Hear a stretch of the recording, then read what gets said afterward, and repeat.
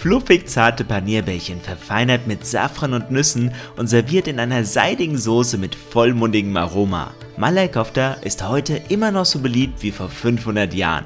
Hey Leute, willkommen bei Lucky Recipes. Mit dieser Anleitung gelingen euch Malai Kofta mindestens so gut wie von eurem Lieblingssender. Als erstes kümmern wir uns um die Kofta, also die Panierbällchen. Was zeichnet ein gutes Kofta aus? Außen haben sie eine goldbraune Kruste, innen sind die Bällchen aber weich und leicht fluffig. Der Schlüssel dazu sind die richtigen Zutaten und die genaue Frittiertemperatur. Dazu später mehr.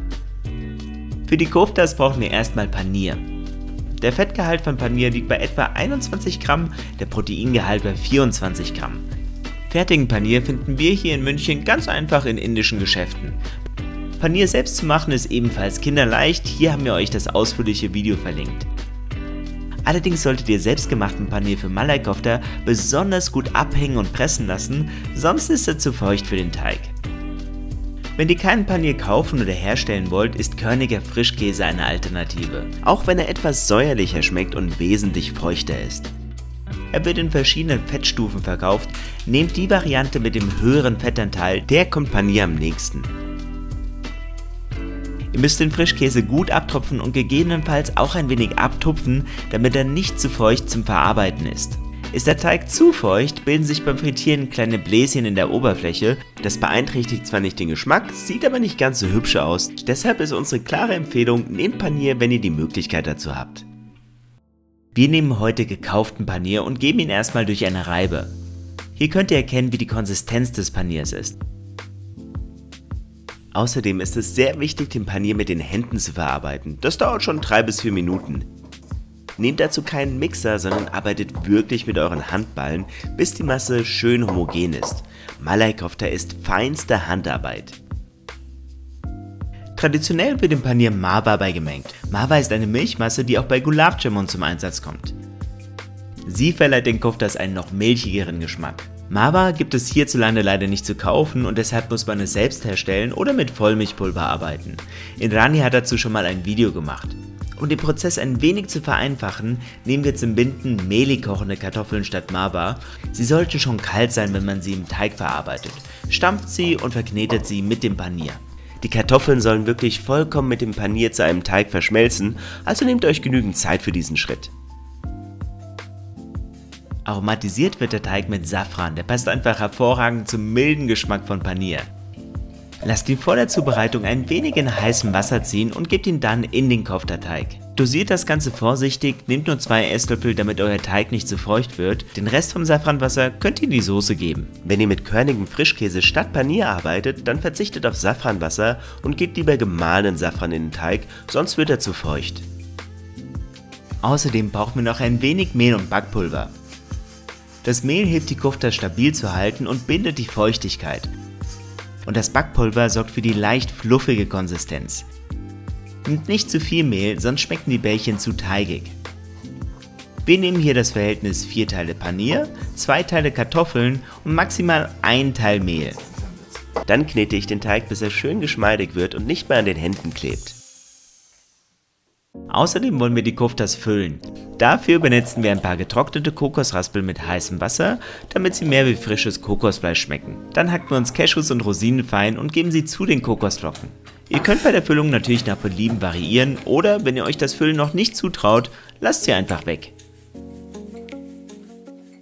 Teilt euren Teig in etwa 35 Gramm große Bällchen ein. Bei unseren Mengenangaben bekommt ihr so 12 Bällchen raus. Rollt sie mit den Handflächen rund und bildet dann eine Kuhle für die Füllung. Wir nehmen etwa 5 Gramm bzw. einen halben Teelöffel je Bällchen. Schließt die Bällchen und rollt sie zwischen den Händen wieder rund und glatt. Um die Bällchen glatter zu bekommen, könnt ihr eure Hände auch leicht mit Öl benetzen, aber Achtung, wirklich Öl nehmen, kein Wasser. Das Füllen dauert ein wenig, aber schließlich ist Malai Kofta auch ein Essen für Könige. Sehr wahrscheinlich stammt das Gericht aus der Mogulzeit. Die Mogule waren eine aus Zentralasien stammende Herrscherdynastie, die für ihre opulente Küche bekannt war. Die Köche kamen aus allen Teilen ihres Reiches und so verschmolz persische Küche mit der indischen. Viele der beliebtesten indischen Restaurantklassiker sind aus dieser Küche, wie Chicken Korma, Biryani oder Tandoori Tikka. Und da in Indien so viele Vegetarier leben, haben sich über die Jahrhunderte viele typische Fleischgerichte auch in vegetarischer Form entwickelt. So wurden aus Fleisch Köfte Paneer Koftas. Nachdem wir unsere Koftas geformt haben, kümmern wir uns als nächstes um die Soße. Die könnt ihr auch ohne Probleme am Vortag zubereiten, besonders praktisch, wenn ihr das Ganze für Feste oder für Feiern macht. Außerdem hält sie sich bis zu 3 Tage im Kühlschrank. Für eine leicht nussige Note mache ich mir Cashew-Kokossahne. Einfach Cashewmus mit Kokosflocken und Wasser pürieren. So löst sich das Mousse besser auf, als wenn ihr es einfach in die Soße einrührt. Dann erhitzen wir Ghee in der Pfanne und braten darin Kardamom und indische Lorbeerblätter an. Habt ihr kein indisches Lorbeerblatt zur Hand, könnt ihr eine Prise Ceylon-Zimt in die Soße geben. Meistens kochen wir ja mit roten Zwiebeln, heute nehmen wir gelbe, weil wir eine hellere Soße als üblich kochen. Die Zwiebeln sollen schön weich werden, aber nicht bräunen. Auch das ist wichtig für die richtige Farbe.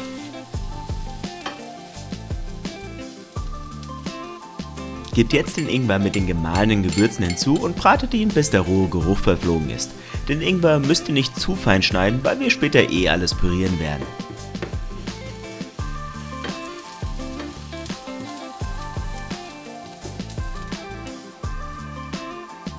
Gebt jetzt die Tomatenpassata hinzu und bratet sie kurz mit. Rührt die Soßengrundlage mit 100 ml Wasser an und lasst alles bei geschlossenem Deckel ungefähr 10 Minuten köcheln. Während die Soße köchelt, können wir die Koftas frittieren. Das Öl habe ich schon mal aufgeheizt und hier empfehlen wir euch eine niedrige Frittiertemperatur, damit das Mehl im Teig seinen rohen Geschmack verliert und die Koftas schön fluffig werden. Sobald 150 Grad Celsius erreicht sind, lege ich die Bällchen rein.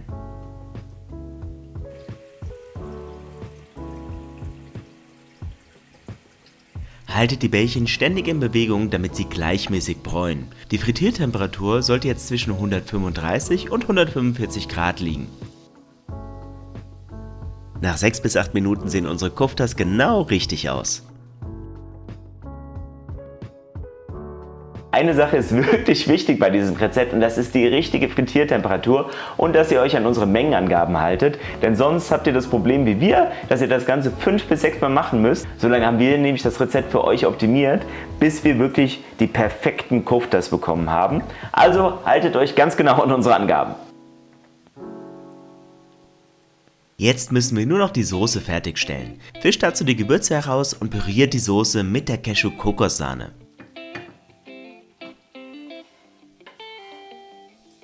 Wenn ihr es extra seidig haben wollt, könnt ihr sie noch durch ein Sieb passieren. Wir mögen die leichte Textur der Kokosflocken aber ganz gerne. Kocht die Soße auf und schmeckt sie mit Salz ab. Das Gericht schmeckt erst durch die richtige Menge Zucker wirklich rund. Aber Malak Kofta isst man ja auch nicht jeden Tag.